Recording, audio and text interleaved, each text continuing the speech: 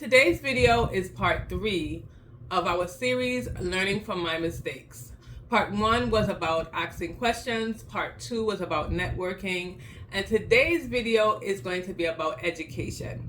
So sometimes we get comfortable when we are already a medical biller, or we have taken a class and then we haven't found a job, so we just forget about things and get comfortable. But in today's video, I'm going to be discussing ways that you can stay up on your game, ways that you can continue to learn, continue to stay informed on all things medical billing, even if you are already working or if you have just taken a class and haven't found a job yet. Keep watching.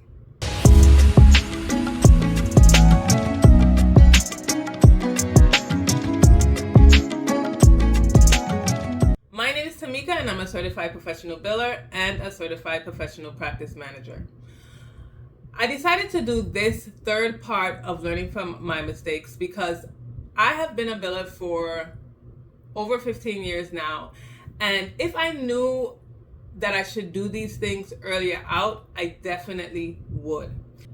But today's video, I'm going to give you some tips on how you can stay up on your game.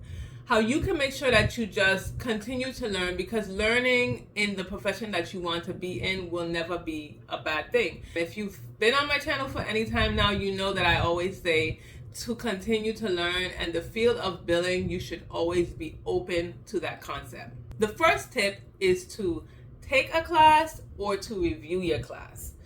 So when I started out, I had taken an electronic medical billing class. Don't even talk about that because I have no idea what I learned in that. But when I actually started to do the job of billing, I learned from the person who was leaving. She taught me. If you didn't hear that story, I'll link that above. But she taught me what to do. I learned from her. And it took me 7 years, if I'm not mistaken, to actually go out and take a course or a class in medical billing. You might say, well, you've already been in it so long, why would you do that? But I always felt like I didn't have the foundation that I need. She did her best and she taught me what she knew, at least, what I can pick up on in the time of, that 2 weeks time that she had to teach me. But I always felt that I didn't have the foundations that I needed. And when I took the class, I did not regret it, because there were a lot of things that I didn't know about, and I was doing billing for years. Now, mind you, you will probably not know about everything. You just can't. But the more you learn, the more if you know the foundations, it will be beneficial for you. So if you are already a biller, I would say you can still go back and take a class. You don't necessarily have to get certified in billing. That's a whole nother video, because I do suggest that you get certified, but you don't have to. It's not mandatory. Most jobs don't ask for it right now. They may start to, we don't know, but right now they don't ask for it. So you don't have to get certified. But there should be no reason why you don't want to learn the concepts, learn the foundations, and not just learn from people just telling you things that you're not sure if it's right or if it's wrong. Then if you have already taken a class and you are in billing, or maybe if you just can't find a job, I would just say continue to review that class. Make sure you keep your notes, you keep your books, you keep the slides, you keep whatever it is that they gave you, and you can review it. Now, I'm not saying review it every day. I mean, if you feel like you have to, you can, but you don't have to review it every day. You can maybe review it every year. If you wasn't able to get a job, or if you got a job, you might be deep into that, so you can't do it. But review the material, keep it. Don't throw it away. Don't put it under your bed as a holder. Review it every now and then so that you can bring back concepts that you might not remember. In billing, sometimes you don't use everything that you may have learned. So, I might have never dealt with certain modifiers. I might because of the specialty that I'm in or something, I might never have dealt with certain payers because of like Medicare, because the provider that I work for doesn't take Medicare. So you might not use these concepts, but you should still be aware of them, because you never know when you'll need them, and if the provider might want to, or just for you to stay up for yourself. You should just review your materials and always keep them. You should also learn about your specialty, whether it's the specialty that you want to get in or the specialty that you're already in. I know certain billers who, since they're not the one who code, they just send out the codes. They just, whatever the coder gave them or whatever the doctor gave them, they just send it out. So when it's time for denials and stuff, they really don't know how to handle it, because they don't understand the specialty that they're in. So I would suggest learn about your specialty.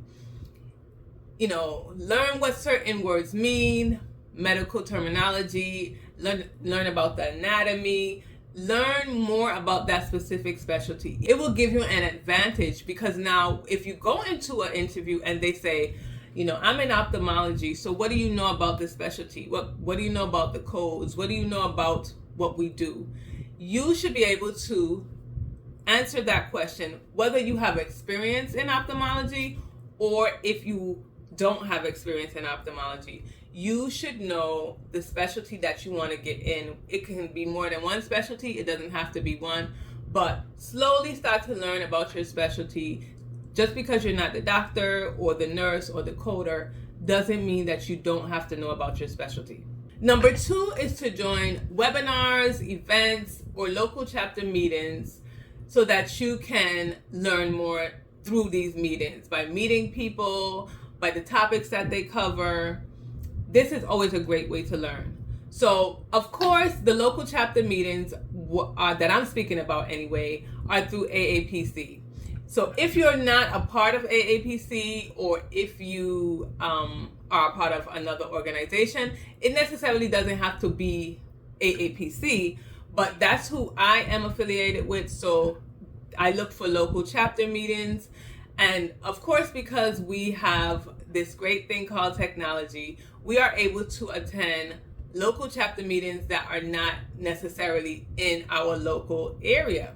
We also have events where speakers come down and talk, whether it's through a payer or it's through, Health and Human Services.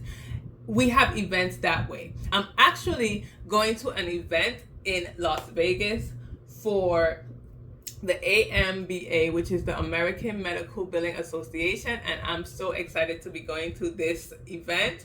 So they have those types of events. They also have AAPC has events. A lot of different organizations have events. So even if it's not in your immediate area, you can attend these events and get educated. And of course, we have webinars. I am in a lot of groups in Facebook, and there are a lot of webinars that people tend to have, and they'll put it in the group, and I'll join those webinars as well.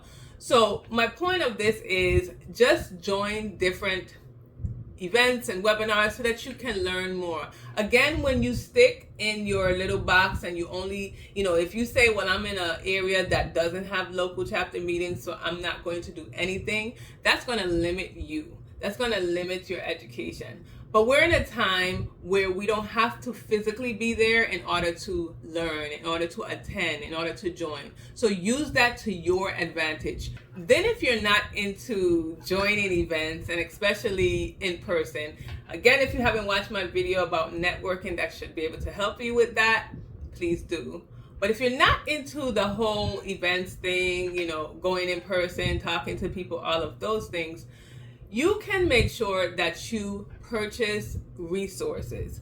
And when I say resources, I mean magazines and books to help you. So there are 2 magazines particularly that I always recommend. And the first one is the Healthcare Business Magazine through AAPC. And the second one is the BC Advantage Magazine. And I love those 2 magazines. I get the AAPC one because I'm a member, and I somehow happened to fall on the BC Advantage magazine, and I've been having a subscription with them for at least over 5 years now. But I love the both of them because they talk about all things. They talk about billing, coding, practice management, auditing, compliance. Like, it's a variety of things.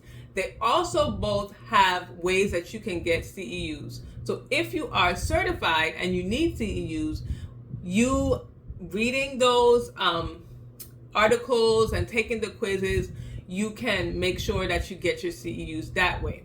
Also with BC Magazine, they have, I think, 30 CEUs that you can get within 1 year. So for one subscription, I think you can get up to 30 CEUs. Now, mind you, when we have to get our CEUs, I think if you have one certification, you need 36 CEUs, if I'm not mistaken, for AAPC. So you can imagine doing one subscription for BC Advantage Magazine for 1 year. I think the price is like $80 for the year, and you can get 30 CEUs. That's more than half the CEUs that you need. So, and then you're learning on top of that. You're learning you're staying up to date, you're learning. So I would recommend, it's not expensive at all. And the price that you pay for it when you start is the price that you'll always pay for it in going forward. So if they increase the price, you won't be paying the increased price. You'll be paying the price that you started out with. So I would always recommend that. Then we have the books. So I've been purchasing a lot of books lately. There is one that I always recommend, and I'll put it on the screen. And that one, I just love it. Again, it is a hefty book. It's a lot of pages, but it covers a lot of things when it comes to reimbursements. And I think even for people who have not been in billing for a while, who maybe haven't even taken a class in billing, I think it's good for them because it goes into specifics what everything is. It gives you a really good understanding of what being a medical biller and dealing with reimbursements will entail.